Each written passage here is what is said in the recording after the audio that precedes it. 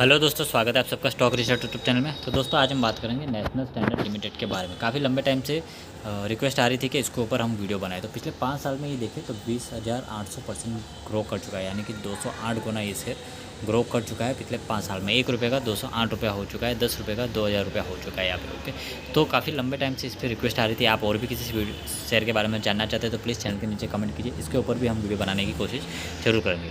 अभी देखें तो 18 नवंबर 2021 को ये शेयर लगभग 18,000 रुपये के आसपास था। ओके, और उसके बाद थोड़े टाइम बाद ये शेयर जो 9,000 रुपये के आसपास आ चुका था ऑलमोस्ट 2021 में। ओके, तो लगभग 1 महीने के अंदर ही ये शेयर 18,000 से 9-10 हज़ार के पास आ चुका था 2021 में। एंड उस वक्त हमने वीडियो बना के इसके बारे में डिटेल में भी बताया था कि यहाँ पे सिर्फ और सिर्फ पंप एंड डंप चल रहा था। ओके, तो आगे इस शेयर के अंदर अगर आपने ले रखा है, होल्डिंग ले रखी है, तो आपको क्या करना चाहिए उसके लिए वीडियो को लास्ट तक जरूर देखिए। पहले तो हम ये समझ लेते हैं कि शेयर के अंदर गिरावट क्यों आ रही है। ओके, तो ये भी जानना जरूरी है ताकि आप आगे से क्लियर रहे कि आपको शेयर लेते वक्त क्या क्या देखना चाहिए एंड आपको कौन सी गलती नहीं करनी चाहिए। ओके, तो जो भी नए लोग हैं प्लीज़ चैनल को सब्सक्राइब कर दीजिए, और भी किसी शेयर के बारे में जानना है तो प्लीज़ चैनल के नीचे कमेंट कीजिए। एंड वीडियो को अभी तक लाइक नहीं किया तो जल्दी से लाइक कर दीजिए। तो जो लोग अभी तक टेलीग्राम चैनल ज्वाइन नहीं किए, डिस्क्रिप्शन में लिंक है, जल्दी से जाकर टेलीग्राम चैनल ज्वाइन कर लीजिए। ओके, एंड और भी ज़्यादा कुछ डिटेल में सीखना चाहते हैं तो चैनल मेंबरशिप आप ज्वाइन कर सकते हैं अपने हिसाब से।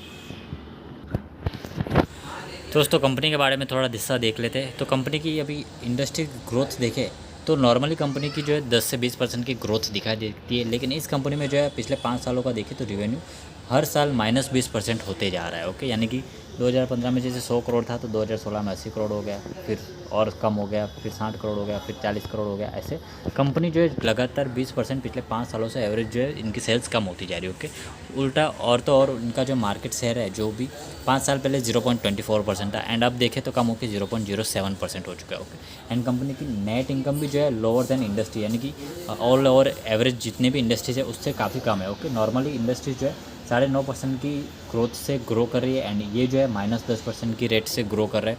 तो ओवरऑल देखिए तो रेवेन्यू -20% जा रहा है पिछले 5 साल में एंड नेट प्रॉफिट जो है -10% जा रहा है पिछले 5 साल से लगातार। ओके, तो यहाँ पे आप समझ सकते हो कि कंपनी की शेयर प्राइस क्यों कर रही है। ओके, यहाँ पे ग्रोथ जो है यहाँ पे पॉजिटिव बिल्कुल नहीं दिखाई दे रही, सिर्फ और सिर्फ नेगेटिव ग्रोथ दिखाई दे रही है। दोस्तों कंपनी का रेवेन्यू ब्रेकअप अगर हम देखें तो पहले कंपनी आप देख लो तो कंपनी की शुरुआत हुई 1962 में। ओके, एंड उसके बाद 2011 से ये कंपनी जो है लोटा ग्रुप के अंडर आ गई। ओके, कंपनी करती क्या है, रियल एस्टेट डेवलपमेंट करती है कंपनी। ओके, रेवेन्यू ब्रेकअप देखें तो इनकम फ्रॉम प्रॉपर्टी डेवलपमेंट जो है फिलहाल 39% आ रहा है।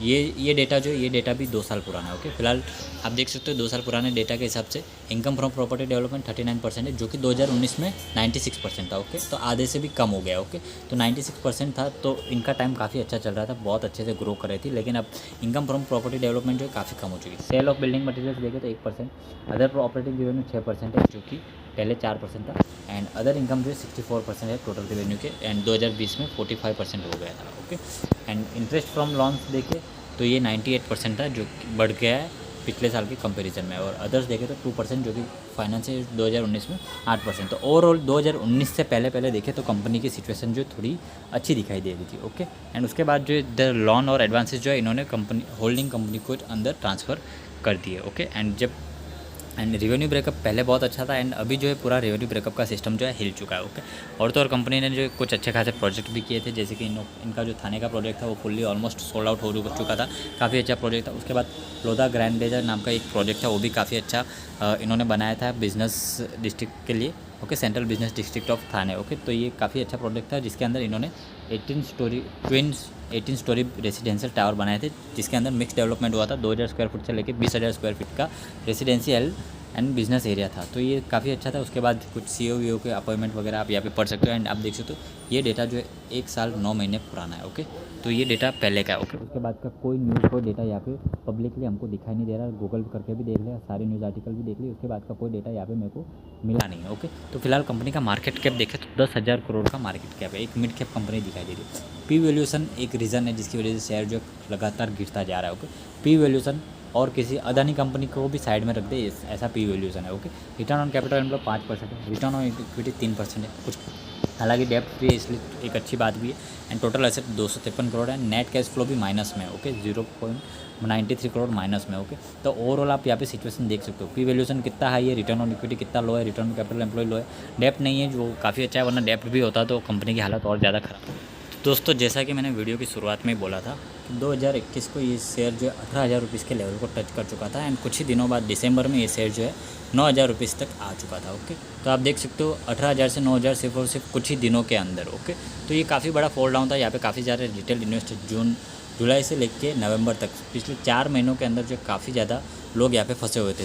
तो याद रखिए, जब भी शेयर इस तरह से ऊपर बढ़ता है, ओके, जब भी शेयर 90 डिग्री में ऊपर बढ़ता है वो फिर इसी तरह से जल्दी नीचे भी आ जाता है। ओके, एंड जो स्लो एंड स्टडी इस तरह से ऊपर बढ़ता है वो लॉन्ग टर्म वाला शेयर होता है एंड उसमें गिरने के चांसेस या लॉस होने के चांसेस बहुत कम होते हैं। ओके, अगर आप क्वार्टरली रिजल्ट देखें कंपनी का पिछले कुछ टाइम से, सितंबर में इनकी सेल्स देखिए सिर्फ और सिर्फ 23 lakh and net profit 1 crore. तो यानी कि अदर इनकम से जो इनकी सेल्स ज़्यादा आ रही है। ऑपरेटिंग प्रॉफिट मार्जिन देखें तो -600% दिखाई दे रहा है। इसी तरह से आप बाकी क्वार्टर की सेल्स भी आप देख सकते हो।